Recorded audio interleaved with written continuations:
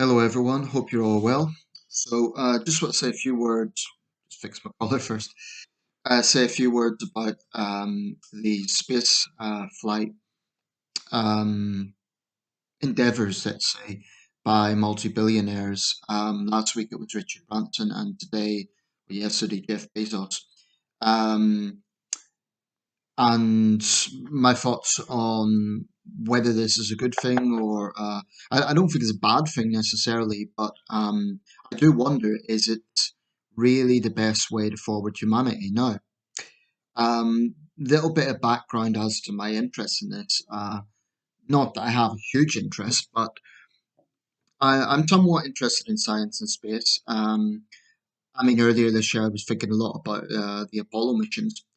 Apollo 13 is a great film. In fact, it's been called by the scientist Chris Hadfield one of the most realistic. There's been others.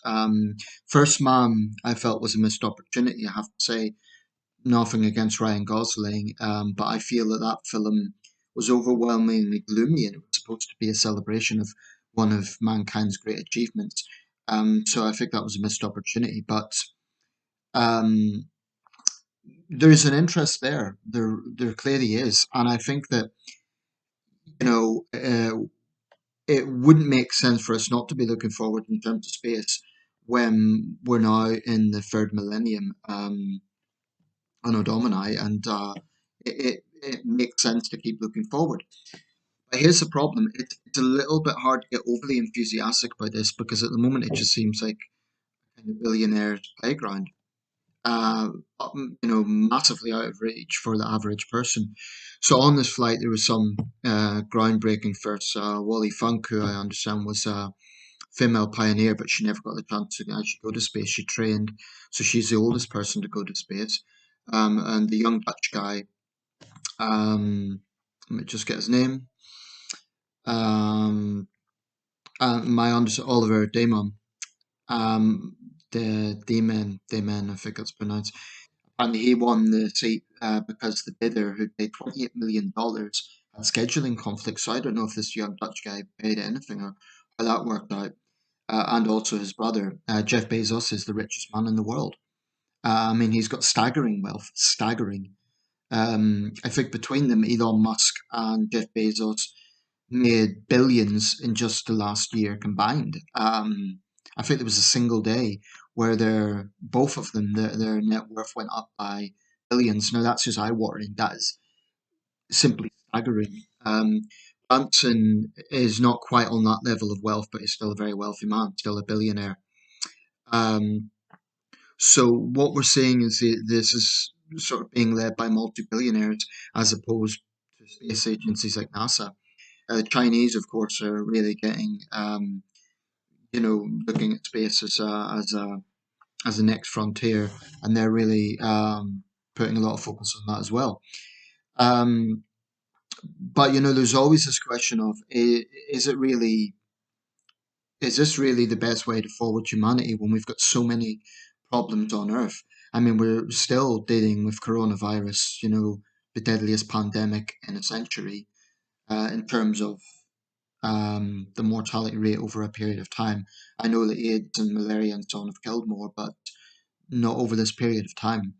I mean, today it was reported that the true death toll in India could be as much as 4 million, which is staggering, and that makes it India's worst post-independence disaster.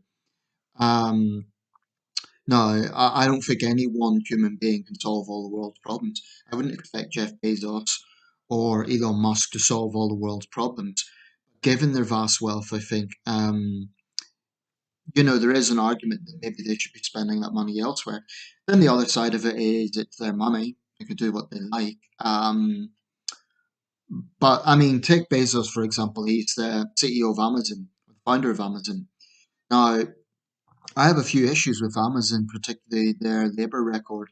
So, for me personally, I cannot get overexcited for Jeff Bezos. That's the truth, because he has presided over a company with appalling labor rights. Um, so to me, someone who is pioneering in this way should be an inspiring figure. When I think Jeff Bezos, I just think, you know, super rich. Um, I don't know the man. Maybe he's a decent person. I don't know. But with Amazon, I have a problem with that. I think, when those issues, those scandals were being exposed, and I'm not talking just in developing countries, which are still terrible, but even in the UK, which, even in countries where you expect more transparency, there's been some terrible things coming out of Amazon warehouses. In one case in the UK, a pregnant woman there was allegations that she was forced to deliver on her during her routine rather than going out to hospital. Um, Obviously, these are allegations, whether they're true or not. But if I was just Bezos, I would be going in person to whichever facility these reports are coming through. So, for me personally, I don't want to put a wet blanket on this, because obviously everyone involved is excited and it's a scientific achievement in of itself. But it isn't just the coronavirus. We're also seeing, severe flooding in Europe and China today as well, in the city of Zhengzhou, where I've been. Again, I don't expect Bezos or Elon Musk or others to individually solve the world's problems. I don't think any individual can. But I'm just not so sure that space travel at this time, um, putting so much focus on it right now is the right course of action. And even if the world didn't have the problems it did, there's the economic factor. Richard Quest has just been debating with a pioneering NASA astronaut. I think she was the first woman of color in space or something like that. I forget the precise epithet, but they were arguing, it was a very civil debate, but they were talking about, well, at the moment, who's footing the bill? Is it taxpayers or obviously Bezos has paid for it himself, but is he laying the groundwork for future exploration? Apparently, he has an interview with Anderson Cooper later on. I probably won't have time to watch it, but at the moment, there's an ego factor as well because they're funding it and they're the ones going up, so it gives them a bit more fame, which is again, it's their money, they can do it, but I don't know. I can't help but feel a little bit cynical. And I don't want to. I want to be optimistic. I want to say it's impressive. It's a great achievement. Incidentally, there's some debates over exactly what constitutes the edge of space. Branson, for example, went up 53 miles in his Virgin Galactic. I'm just looking at the CNN graphic here. The internationally recognized space line is the Kármán line, 62 miles. NASA considers the lower limit, which is what Branson went up to. And Jeff Bezos in Blue Origin has went up 66 miles, which is some 13 miles higher than Branson. But regardless, it's a long way up. And you can see the weightlessness things like astronauts. It's on a personal level, like the young Dutch guy, I'm very happy for him. It must have been an experience of a lifetime, and for Wally Funk too. But I just don't know if this is the best way forward. If I was a multi-billionaire, would I be looking at space? I don't know. I think I'd probably focus more on solving issues on Earth, or at least trying to. Um, I suppose you could argue that Earth will always have problems. So when is the right time? I suppose that would be the counter argument. Um, but I don't know. For a lot of people, this just looks like a billionaire's playground. And if there is a time, one could argue, and this is the point was being brought up in the CNN debate, that okay, it's beyond the average person's reach now. The only people who could afford this as passengers would be multimillionaires. Never mind billionaires. Multimillionaires would have to be the passengers. But the average person could never dream of it. Bezos and others are looking at a future where we colonize space. Again, it's very exciting. I won't deny that's exciting. It's interesting. But I don't know. Should we really be looking at setting up a colony on Mars or the moon when we've still got so many problems on Earth? Do we have a right to do that as a human species? I mean, what if we, let's say for the sake of argument, we set up a colony on the moon, right? And let's say you have an American contingent or a European contingent or a Russian contingent, a Chinese contingent, and they all have their own colonies. Then you start getting Earth's political problems brought onto the moon. The Chinese would argue, well, this is our patch. Americans said, this is our patch. And then you'd start getting into the area of potentially even probably not war, but space feuds, and it just we're bringing our human problems then to space. I don't know about that. I want to be optimistic. I think it could potentially be very exciting. But for me, there's a few factors that sort of cast a little bit of a shadow over this. Number one, the fact that it's multi-billionaires who are doing it, who, you know, they've got there through their own genius or their own hard work or creativity or whatever it is, but they are multi-billionaires. The average person cannot relate to them. That's different from the Apollo astronauts who had a fairly meager salary by comparison. So, Neil Armstrong was an everyman. He was just a down to earth Midwest all American boy. He wasn't a multi billionaire. He was a pioneer in a different way. Same with Yuri Gagarin, just a regular Soviet citizen. Well, okay, a very highly trained regular Soviet citizen. But again, they weren't billionaires. So I think it's a different dynamic. And I just think the average person finds it hard to get excited for a multi billionaire because it just looks like another little spending spree for them rather than something that will really benefit humanity. But, that might be too cynical. Maybe this is laying the groundwork, and maybe in the future we can really look forward. And again, it's their money. I wouldn't say, for example, oh, because he's the richest man in the world, he has to donate all his money to solve malaria or AIDS or human rights issues. But personally, I would, or at least I would do a lot more in that area of human rights. But that's me. I know Bill Gates does. I mean, to his credit, Bill Gates is a huge philanthropist, much bigger than Musk or Bezos. Um, but that's just my perspective. Let me know your thoughts. Are you excited about this? Do you think it's something to celebrate? Do you think it's something that will be good for humanity? Or do you think it's just a billionaire's playground?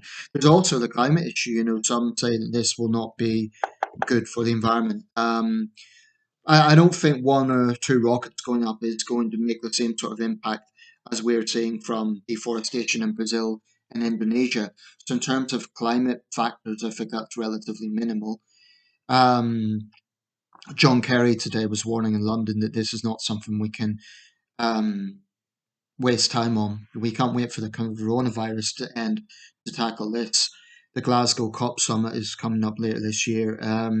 Certainly, what's happened in Germany, it's heartbreaking scenes. I mean, one woman, she had her whole photo album, her family album, totally destroyed.